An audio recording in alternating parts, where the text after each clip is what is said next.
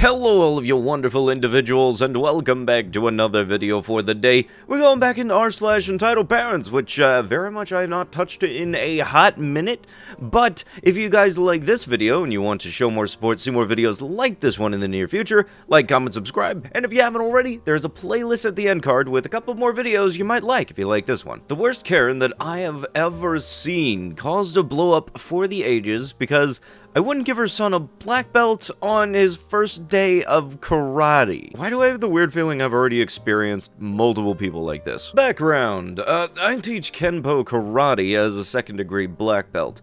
I also have an assistant, Kira, a first-degree black belt in her own right.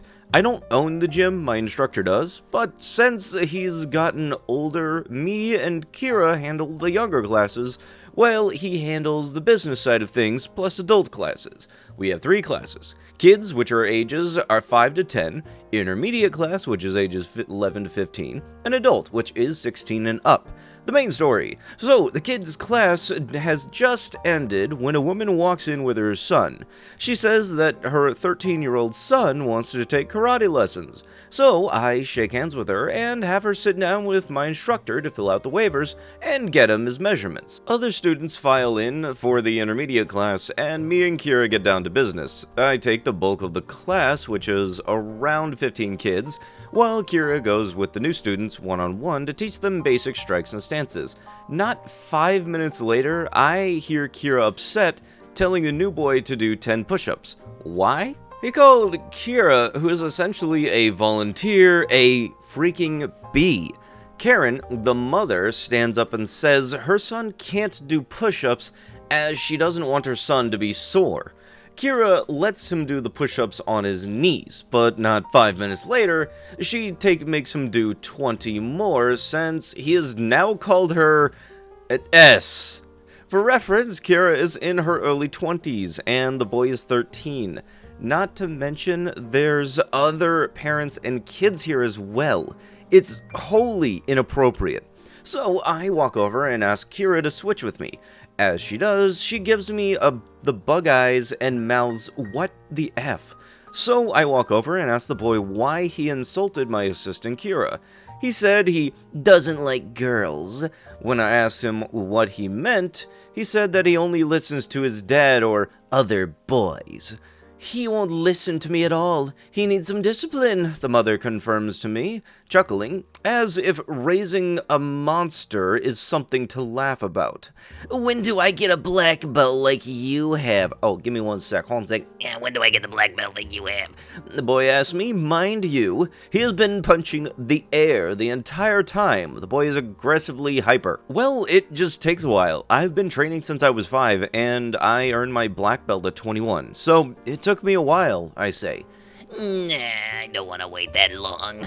I want mine now. He says, his chubby face now red and sweaty from the shadow boxing. The mother motions me over and whispers in my ear, "Do you think you could give him one, just to make him happy?" "No, sorry, he has to earn one. We aren't a belt factory." "Well, he never gets told no." "I'm sorry, but that is not how we do things here." "I have money. I could pay you extra." "No, sorry, we only give belts when they're earned." After several minutes of arguing and conversation that leads to nowhere, Karen snaps at me. "I paid you, give my son a black belt." She stands up and points a finger at my face. It was so sudden, and I reflexively took a step back. "Hey, chill out, lady," some of the other parents chime in. Before I can reply to Karen, I hear a loud commotion behind me. I hear more parents and students shouting. I turn and see the new boy smacking and hitting a girl in the class. Kira is shouting, "Hey, stop!" However, this girl that new boy is hitting is a purple belt and a little badass of her own. She loads a front kick and hits the brat boy center mass right in his flappy stomach. He shouts and doubles over, crying tears of pain. I was so freaking proud of her. "Hey, that little bee hurt my son." Karen runs past me onto the mat and gets in the face of the 14-year-old girl her son just attacked. This girl is already scared and once starts to cry, but Karen ups the ante and shoves this girl in the chest with her hand. Kira gets between them and is red-faced, enraged. I immediately rush over and try to defuse the situation, but neither of them are having it. Parents stand up and start shouting, "Keep your hands off of my daughter!" The girl's father, who was with the other parents, yells at Karen. He starts approaching aggressively, but backs off when he realizes me and Kira, both black belts, are by her. Now, you should know something about Kira. She is under 5 foot, less than 110 pounds soaking wet, but she can still kick my butt up and down the mat on any given day. She's fast, accurate, and insanely flexible. She can control her body and perform techniques that I just simply can't. So, Kira and Karen get into a shouting match with each other. I tell Karen to leave with your child and don't come back. Don't you ever lay a hand on any of my students. Do you understand? I raised my voice and was genuinely pissed off. F you! My son needs a black belt, and you won't give him one! She screams at me. Your son is crazy. He attacked our students, Kira interjected. But this just set Karen off, as she reaches and tries to bee-slap Kira in the face.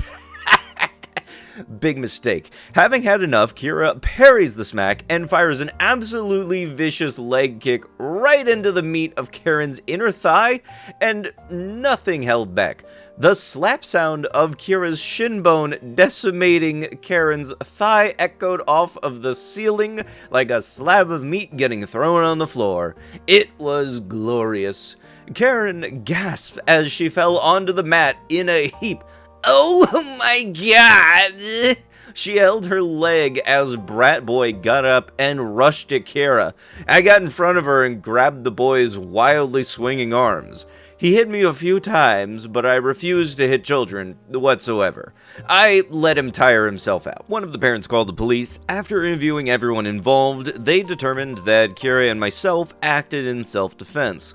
Neither of us wanted to pursue any charges against Karen, but the parents of the girl Karen shoved rightly felt different about it, so Karen was hauled away in handcuffs. Karen said that she would sue me and Kira in civil court, but since we have legal waivers, here's hoping nothing comes out of that. As for the boy, I honestly feel bad. His childhood has been robbed by piss-poor parenting, and I wish we could have had more time to straighten him out.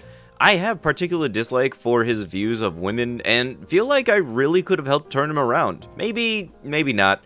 So yeah, that was my experience tonight. Hope y'all enjoying reading it more than I did going through it. Oh yeah, no, a kid acting like that, it very much comes from an external parental source. Very much. You don't wake up, come out of the wombs thinking, oh yeah, I'm going to call women this and degrade them for just any BS reason. And yeah, way to go, just blatantly being the type of parent that would never say no to their kid. Oh, my darling angel, they get whatever they want. Ow.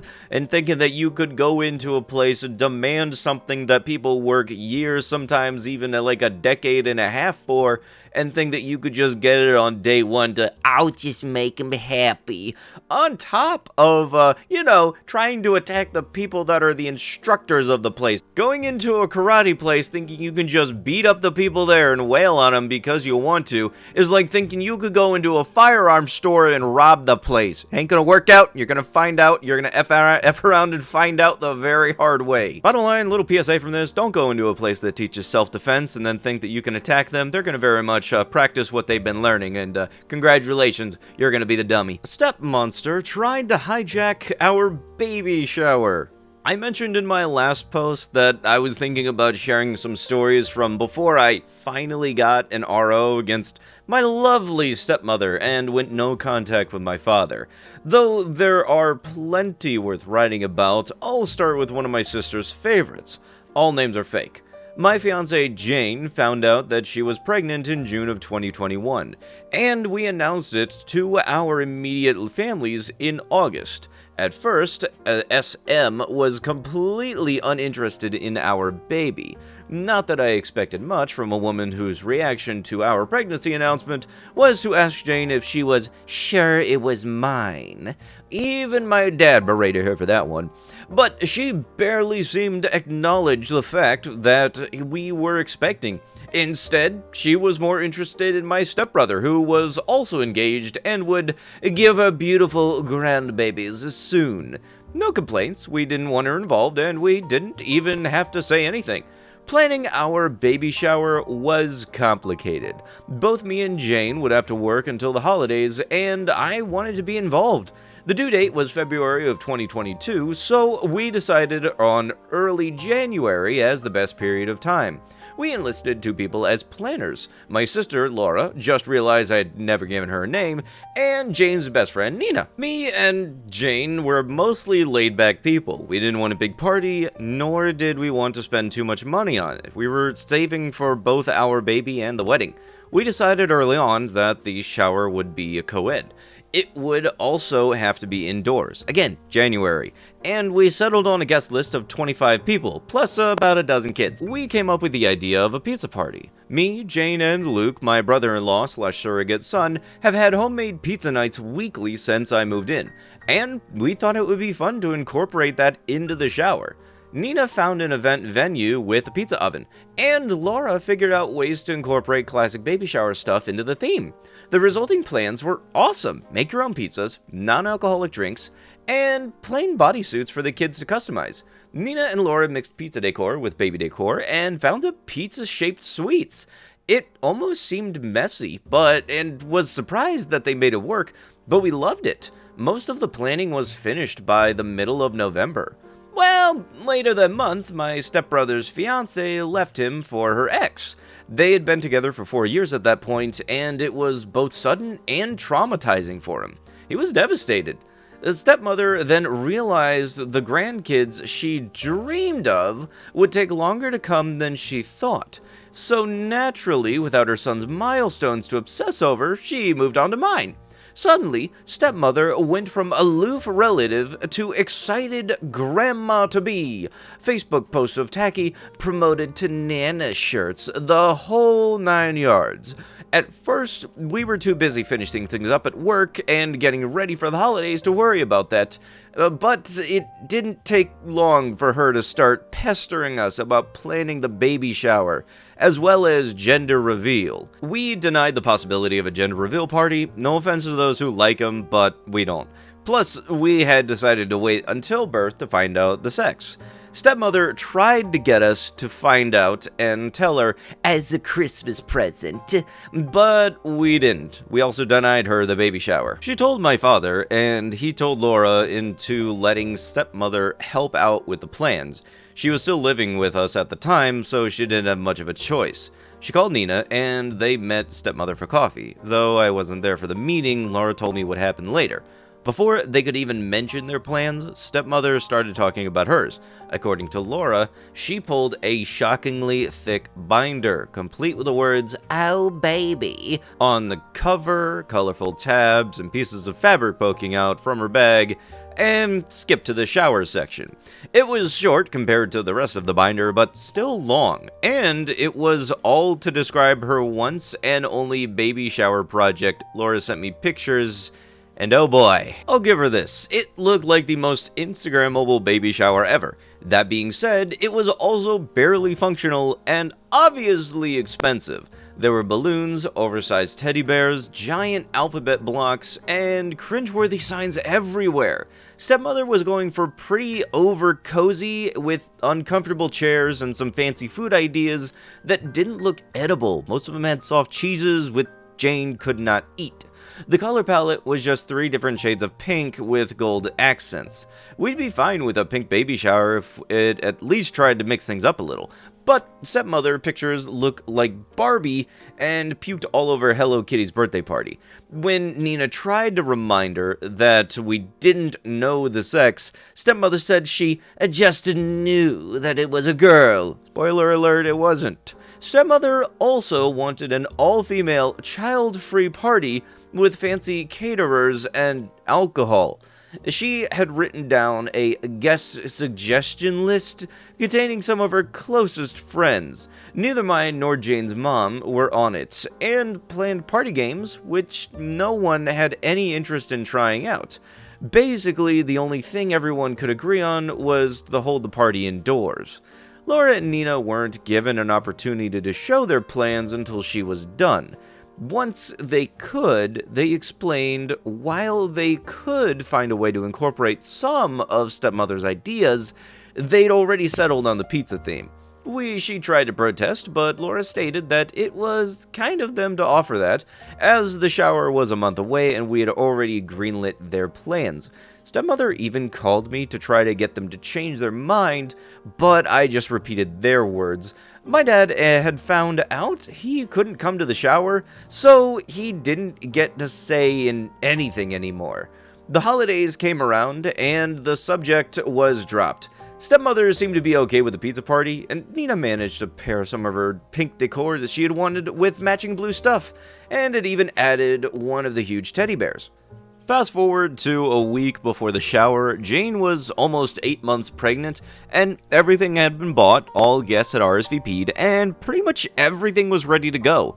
The shower was set to start at 7 p.m., and SM offered to get the venue earlier to prepare everything. Laura agreed, mostly because she knew that SM would complain if she didn't get to do anything. And the venue even let them drop off their decorations before the party. Me and Jane promised to get there at 6. 2 days before the shower, however, the venue called Nina.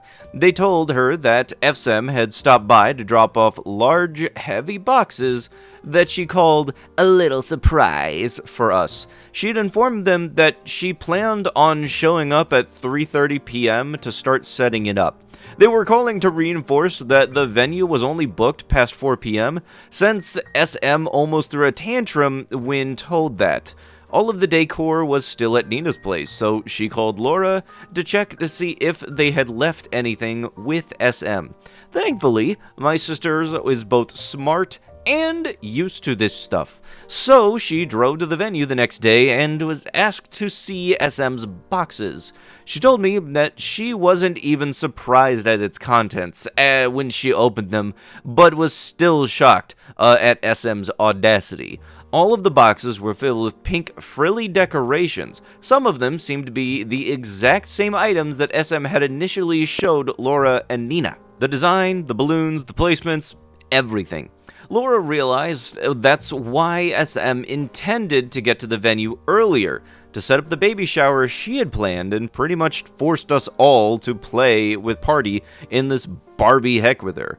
She called Nina to figure out what to do, and neither of them could come at 4 p.m., so it was almost inevitable for SM to get her way. The most obvious solution they came up with was to throw everything away, but Laura had a better idea.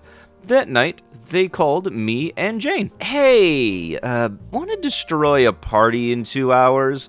Laura got home and invited SM to go to the salon with her, lying about having coupons. SM agreed, and they planned on going right after SM was done preparing the baby shower. At 4 p.m. the next day, SM got to the venue. She was done setting things up by 5. I'll admit, the woman is fast, and quickly left to meet Laura at the saloon. Once they were together, Laura texted Nina that the coast was clear. At that point, me, Jaina, and Nina went to the venue. Surely enough, SM had prepared her party.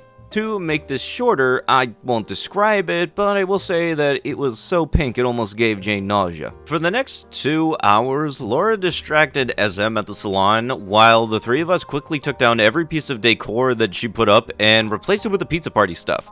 We set up activities, made up the tables, and put every pink item we found back in SM's boxes. It was actually really fun, and we were done only minutes before the shower had started. A handful of guests arrived before SM did, so I barely saw her all night. Laura told me that when they got there, SM's jaw dropped as she tried to make sense of what had happened to all of the pink decor. My sister just smiled and whispered, "Nice try," in her ear, and went to help Luke customize a bodysuit. Overall, the baby shower was everything that we had hoped for. Our friends were there, people had fun, and we had a ton of pizza, so I didn't really care that SM spent a whole party literally sulking in the corner. Nina did catch her trying to put little pink bows on top of the cupcakes, but she quickly shut that down. I'll give Laura and Nina full credit for saving the day. SM's interest in our baby quickly died after that. She stopped wearing her Nana shirts, didn't come to see us at the hospital when he was born, and refused to even acknowledge that he was a boy until she met him weeks later. Up until we went no contact, she was a very loose definition of the word grandmother. I couldn't be more grateful if my son will never know her. Edit, the baby shower was at 7 p.m. because it was the only time that worked for everyone, and that included the venue because it was booked for the morning and we needed time to set things up. Luke was the only small child there. All the others were at least 9. Most of the parents there left early on too. Also, though it wasn't child-free, they were prepared for everyone that we had invited. Not everyone on the list was able to come. You know, you would kind of think that if you're having a kid, the event would be around a theme that you like, but no, for some reason, some people still think, oh, I wanted to do this so bad, I'm gonna do it anyway. Stop that. You're just making it so that nobody wants to ever invite you to Thanksgiving, ma'am. Thank you for wanting to speedrun that. Stop it. Here's the thing. It should be, the general rule of thumb, is a baby shower is gonna be for the person having the frickin' baby, not you. You put my child in danger, and somehow I'm the issue? So, there is a ton of context here that is absolutely going to be missing. I'll provide what I can to help with this specific story, but Lord, there is a lot.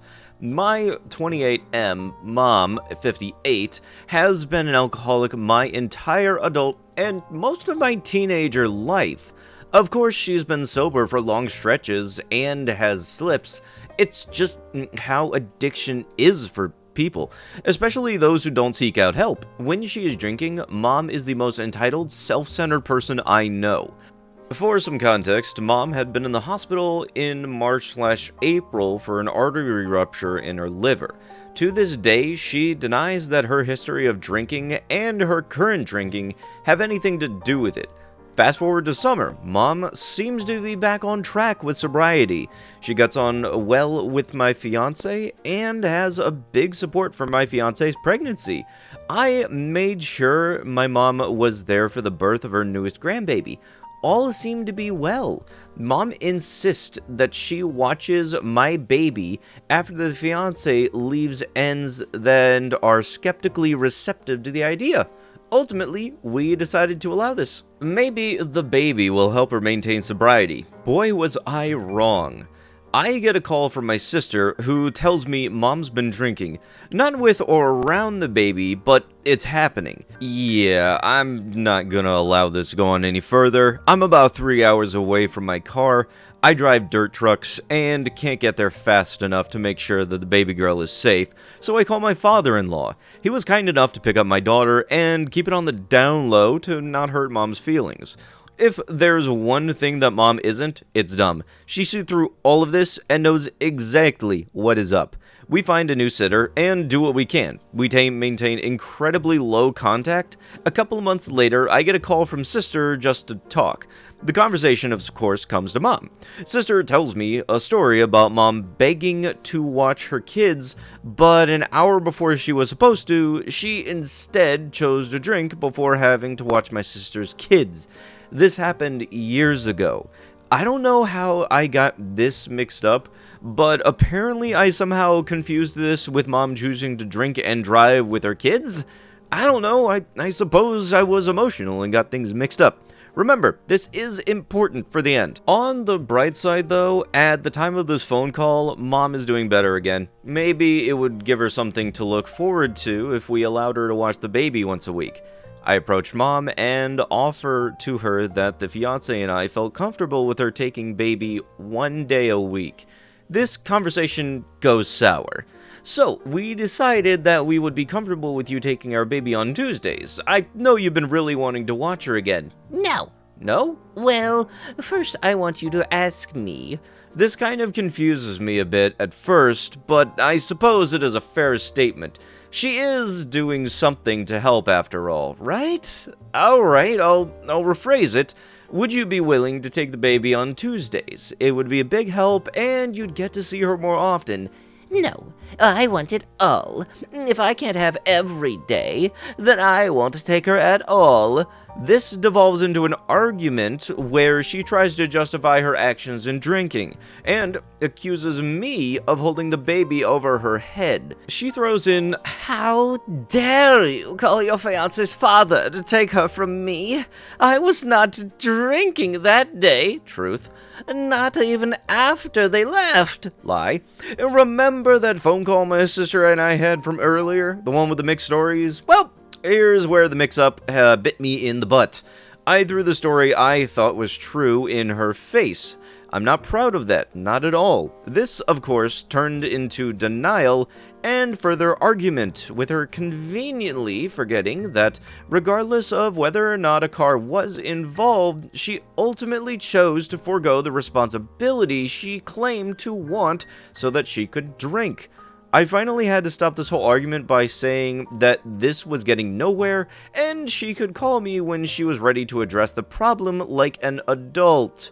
That call happened the next day, but that's for the next post. Yeah, the only thing that's worse than having a drinking problem is having a drinking problem, but absolutely persistent. You want to be around a almost newborn baby constantly. Yeah, no, that's totally not an absolute dangerous mix, and nobody wants to be a part of that. You really should be lucky that she was asked to even take care of the kid one day, because if you had a history like that, yeah, like shit I would ever let you around my kid. Cruise ship Karen forgot that other adults might parent her unsupervised kids for her. Cruise ship Karens are for real, and just double checking, it's still morally unacceptable to throw people overboard, right? So this happened. After a disappointing buffet dinner of the same food that was also served in the main dining, we wanted some machine soft serve ice cream. We wandered to find it, and we did find it. As we approached the machine, there were 3 little kids ages 8 to 11 getting ice cream, no adult with them. They were laughing while dumping their ice cream cones in the machine trays, taking piles of messages of soft serve and cones, and then trying to redo it again and again. There were 4 separate piles of them doing it. The machine was still dripping ice cream from the spout because of their bad behavior. So, I start to fill my cone with the swirled ice cream. The kids come back before I'm even done. They look ready to cause more stupidity, so I turn to them and say, "Stop messing around with the ice cream. I saw what you did." I go to sit down with my husband, then a few seconds later, some guy and his kid walk around from behind me, and the kid slaps his hand super hard on top of the railing, separating the walkway from the table we sat at. The dad slapped his hand on a support beam when walking, like father, like son. When they were a few feet further away, I said, "How rude," like Stephanie Tanner from Full House, only loud enough for my husband to hear. And then a few minutes later, some 40-year-old lady in a swimsuit and a towel walked hurriedly past us, looking around, probably for her lost kids. She then turned to me loudly and then forcibly asked me if I was the one who criticized her kids for getting ice cream. I said yes, they were messing around, acting like ice cream cones were toys, and then dumping the ice cream into piles and thinking that it was funny. Then came back to do it again, so I told them to stop messing around. I saw what you did. This is really bad behavior, and they should be supervised if they are going to disrespect public places that other people use. Her rebuttal? Her rebuttal was, "Well, my kids are trying to have a fun vacation with their cousin." "You should supervise little kids." "Well, someday when you have kids, you'll be annoyed and offended when people try to tell you of your kids." I wasn't expecting some kids to be messing around with ice cream like it's a toy. It's your job to supervise them and control them, not other people. We were in the next room over in the buffet, waiting for the kids to come back to us with their ice cream cones. And then her husband comes over and goes, "Yeah, well, there was some kid walking past her and slammed his hands on the railing, but then she was rude and called out how rude they were." I was rude? Some 10-year-old boy was inches away from slapping me instead of the walkway railing. "You shouldn't tell other people's kids how to act or tell parents how to raise their kids." Karen again. "Don't you ever talk to my kids again. You be." As she leaned over the walkway railing, he grabbed her like a mime with a cane and told her to let it go and walk away. He probably didn't want to see her attack someone at the bare minimum. Like, he was done with the argument because he was so used to her acting that way. This screams out entitlement, bad habits, constantly non-supervision their kids, not enforcing rules of behavior with the kids, or not behaving like adults should, setting bad examples of behavior for their kids, making excuses with unnecessarily details, and story plots to deflect the blame away from themselves, etc. In hindsight, if the lady had been more calm in her approach, I would have said my thoughts to her among the following. Just because the cruise ship curfew for minors is 10 p.m., it doesn't mean you can let your under 12 kids walk away to do their own things, especially after dark. Just because maybe you let your kids go get treats in the neighborhood market or corner store at home, unsupervised, does not mean that they can do the same thing in an unfamiliar environment after dark while on vacation, especially on a cruise ship. Kids left unsupervised will let loose and misbehave because they know their parents aren't watching, but forget that other adults might remind them of the rules of society, adding in extra details about being on vacation with their cousins, and some total stranger, ruined their vacation because I called them out on their misbehavior and misuse of private property. Supervise your kids with a tight then looser leash and stand 10 feet away to them to serve themselves, and every next time move 5 feet back further so they know how to be responsible and respectful to the environment. It's okay for other people to say sternly, "You're misbehaving." This is for everyone, not just you, so please use it right. When your kids are acting like they are at home, and finally, just because I didn't have kids or babies next to me, doesn't mean you can say, "When you have kids someday, you'll be offended too if someone corrects their behavior to you." Lady, if I had kids, they would have been in the kids club, nursery, sleeping in the room with my mother-in-law, etc., not messing around with publicly used shared self ice cream machines like toys. And those are my thoughts about Cruise Ship Karen. The end. Yeah, just because somebody may not have kids don't mean they are a better parent than you. You don't get a right to just ignorance and be absolutely belligerent, like ignore your kids just because they're on a boat. You don't realize that is something that could result in your kid, I don't know, jumping off the boat into the water. That would probably not go over well for you. But with that is going to have to be it with the video. If you guys would like to see more of these storytime format 30-minute videos, let me know down below. I'd love to hear what you guys think. And if you have not already, subscribe to the channel. I'll be sure to see you guys in the next one. Thank you so much for watching, and bye-bye!